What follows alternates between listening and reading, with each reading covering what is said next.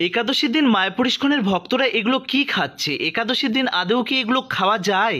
এমন নানা রকমের প্রশ্ন আপনাদের মনের মধ্যে কিন্তু প্রতিনিয়ত দানা বেঁধে আছে।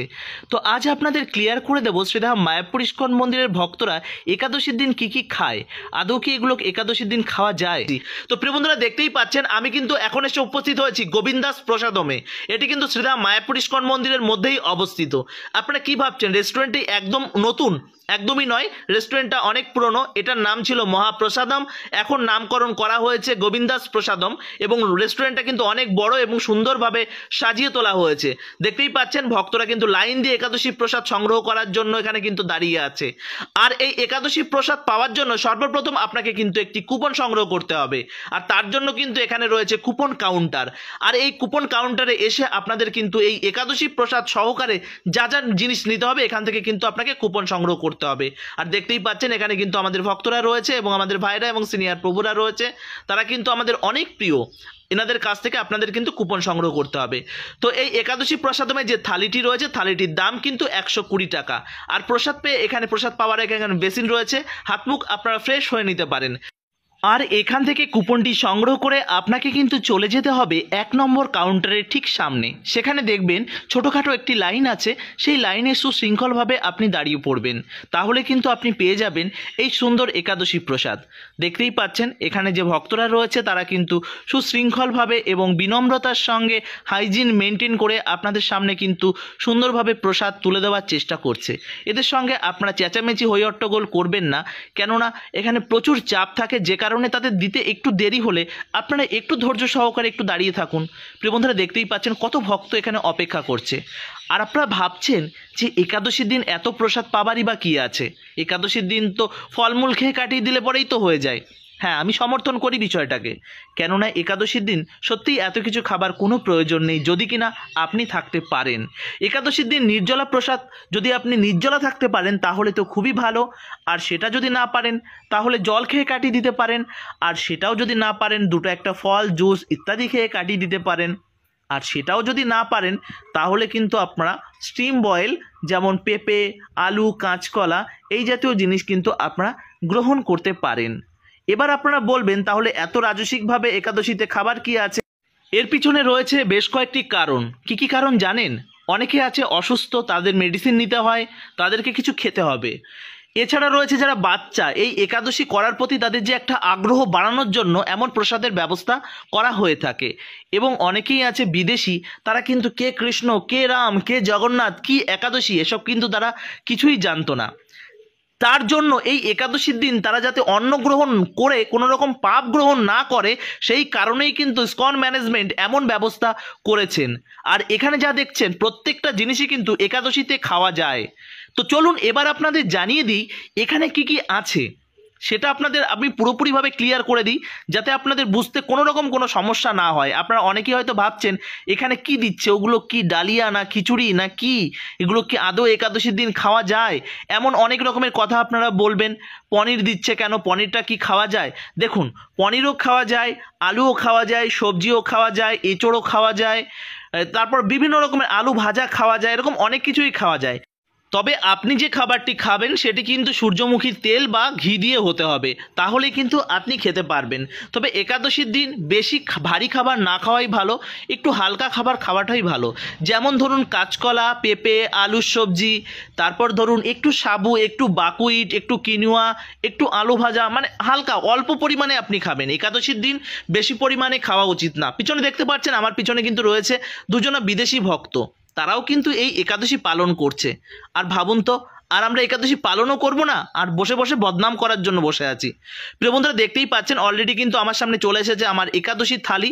সেখানে দেখতে পাচ্ছেন এখানে আছে বাকুইট, কিনুয়া, আলুর সবজি, পেঁপে আলুর কাঁচকলা এরকম একটা সবজি, আরও রয়েছে পায়েস রয়েছে, একটি স্যুপ রয়েছে, টমেটো স্যুপ, এরকম অনেক কিছুই রয়েছে। আর সঙ্গে আমি নিয়ে নিয়েছি ওই পাশে দুটো দেখতে পাচ্ছেন সাবুর পকোড়া। এটা কিন্তু আপনারা বাড়িতে বসেও বানাতে পারেন। দেখতেই পাচ্ছেন আমার সামনে কিন্তু আমার থালিটা এসে উপস্থিত হয়েছে, আর সঙ্গে কিন্তু আপনারা পেয়ে যাবেন একটি জলের বোতল। তো প্রিয় বন্ধুরা, কি ভাবছেন যে এই 120 টাকায় এত কিছু? তাহলে অবশ্যই আপনাকে আসতে হবে শ্রীধাম মায়াপুরে।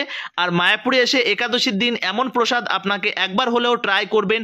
আশা করি আপনার ভীষণ ভালো লাগবে। আপনাদের বাড়িতে যদি কেউ একাদশী করার আগ্রহ না থাকে, তবে আপনারা একদিন হলেও নিয়ে আসুন শ্রীধাম মায়াপুরে একাদশীর দিন।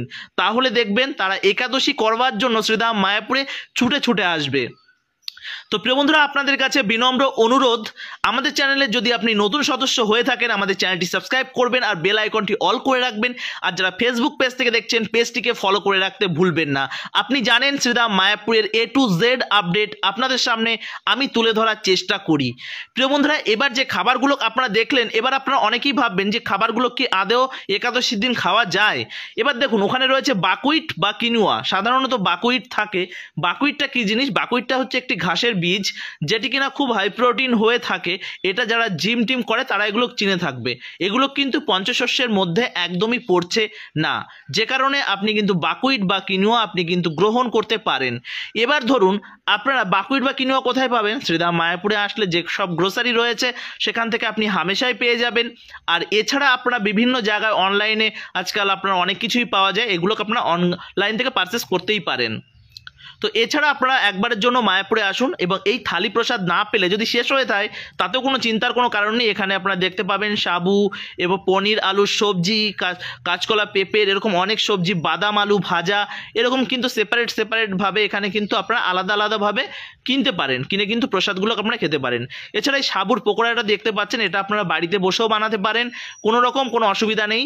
একটু মোটা দানার সাবু আপনি নেবেন, মিডিয়াম মোটা দানার সাবু, সেটি কিন্তু আপনি জলে ভিজিয়ে রাখতে পারেন। জলে ভিজিয়ে 2 থেকে 3 ঘন্টা রাখার পর আলু আপনি করবেন, সিদ্ধ করে নেবেন। আলু একটু আদা একটু গোলমরিচ দিয়ে মেখে নেবেন, মেখে সুন্দরভাবে আপনি ডিপ ফ্রাই করে নেবেন। দেখবেন আপনার কাছে ভীষণ ভালো লাগবে। এছাড়া এই বাকুইটের খিচুড়িটা অসাধারণ খেতে। আপনারা যদি কখনো মায়াপুরে আসেন, ট্রাই করবেন, তাহলে কিন্তু কোনো রকম কোনো অসুবিধা হবে না। আপনারা বুঝতে পারবেন, আপনাদের ভালোও লাগবে। তো প্রিয় বন্ধুরা, তাহলে চলে আসুন টুক করে শ্রীধাম মায়াপুরে। আর পায়েসটা দেখতে পাচ্ছেন, পায়েসটা কিন্তু সাধারণত সাবুর হয়ে থাকে, কখনো কখনো বা মিষ্টি আলুর হয়ে থাকে। আর যে স্যুপটা দেখতে পাচ্ছেন, স্যুপটা কিন্তু টমেটোর হয়ে থাকে। অনেকেই একাদশীর দিন টমেটো বা বিভিন্ন রকমের খাবার খায় না সাধারণত, কিন্তু আপনারা যদি কোনো অসুবিধা নেই, খেতেই পারেন। কিন্তু যদি আপনারা খুব নিষ্ঠা সহকারে মনে করেন, তাহলে আপনি নির্জলা বা ফল খেয়ে একাদশীর দিন কাটাতে পারলে খুবই ভালো। আমি এটা মনে করি ব্যক্তিগতভাবে। আপনাদের বারবার করে একটা কথা বলছি, এই প্রসাদগুলো শুধুমাত্র যারা অসুস্থ এবং যারা মোটামুটিভাবে খিদে সহ্য করতে পারে না, তাদের জন্য আপনারা অ্যাভয়েড করে যেতে পারেন। যদি কিনা আপনারা শুদ্ধভাবে বা একদম পুরো নিষ্ঠা সহকারে নির্জল বা ফল খেয়ে কাটাতে চান, তাহলে এগুলোকে আপনারা অ্যাভয়েড করে যেতে পারেন। দেখুন, অত হাই লেভেলের বা শুদ্ধ লেভেলের ভক্ত হয়তো এখনও হয়ে উঠতে পারিনি, যে কারণে একাদশীর দিন এগুলোকে আমি পাই। প্রতি একাদশীতে আমি পেয়ে থাকি, এবং একাদশীর দিন এগুলোকে আমার ভীষণ ভালো লাগে। আর এটা আপনারা পেয়ে যাবেন গোবিন্দাস প্রসাদমে। এছাড়া আপনারা আরও বেশ কয়েকটা রেস্টুরেন্ট রয়েছে শ্রীধাম মায়াপুর ইস্কন মন্দিরের মধ্যে, সেখান থেকে কিন্তু আপনারা পেয়ে যাবেন। বুঝতে অসুবিধা হলে যে কোনো সিকিউরিটি রয়েছে তাদের কাছে জিজ্ঞাসা করবেন, আপনারা কিন্তু দেখিয়ে দেবে। এটি কিন্তু একদম গদা ভবনের ঠিক পেছনের দিকে, মানে পেছনের দিক বলবো না, গদা ভবন থেকে একটুখানি আগিয়ে আসতে হবে। আর গীতা ভবন ঠিক তার মাঝখানে কিন্তু আপনারা এটা পেয়ে যাবেন, গীতা এবং গদা ভবনের ঠিক মাঝখানটায়।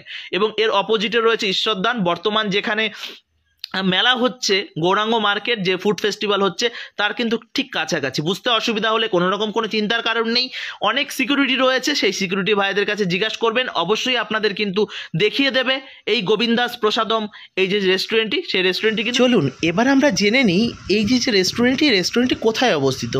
দেখতেই পাচ্ছেন, রাইট সাইডে রয়েছে গৌরাঙ্গ সুপার মার্কেট, আর এর ঠিক পেছনেই রয়েছে এই গোবিন্দাস প্রসাদম। প্রিয় বন্ধুরা, দেখতেই পাচ্ছেন, একদম সোজা চলে গেল মন্দিরের দিক। আর মন্দিরের থেকে আসার পথে আপনাদের কিন্তু লেফট সাইডে পড়বে, আর মন্দিরের থেকে যাওয়ার পথে কিন্তু আপনার রাইট সাইডে পড়বে। এই সোজাসুজি গেলে আপনারা কিন্তু গদা ভবন পেয়ে যাবেন। গদা ভবনে যাওয়ার এটাই কিন্তু মেইন রুট। আর এই গদা ভবনে যাওয়ার পথেই আপনারা কিন্তু প্রথমেই পেয়ে যাবেন এই গোবিন্দাস প্রসাদম। চিনতে কোনো রকম কোনো অসুবিধা হলে যে কোনো সিকিউরিটির কাছে জিজ্ঞাসা করবেন, তারা কিন্তু আপনায় দেখিয়ে দেবে। তবে এখানে শুধু যে এই একাদশীর থালি পাওয়া যায় এমনটা নয়, আপনারা যে কোনো দিন দুপুরবেলা এখানে কিন্তু সুন্দর থালি কিন্তু এখানে পাওয়া যায়। আপনারা এখান থেকে এসে একবার হলেও ট্রাই করবেন, আশা করি আপনাদের ভীষণ ভালো লাগবে। হরে কৃষ্ণ প্রিয় বন্ধুরা, আশা করি আপনারা ভালো আছেন, ভালো থাকবেন। আর সময় সুযোগ পেলে অবশ্যই শ্রীধাম মায়াপুরে আসুন, বৃন্দাবনে যান, শ্রীক্ষেত্র পুরী যান। তো ভালো থাকুন, সুস্থ থাকুন, আর এইভাবে আমাদের সঙ্গে জুড়ে থাকুন। হরে কৃষ্ণা। জয় শ্রীলা প্রভুপাদ। জয় শ্রীধাম মায়াপুর কি জয়। হরে কৃষ্ণা।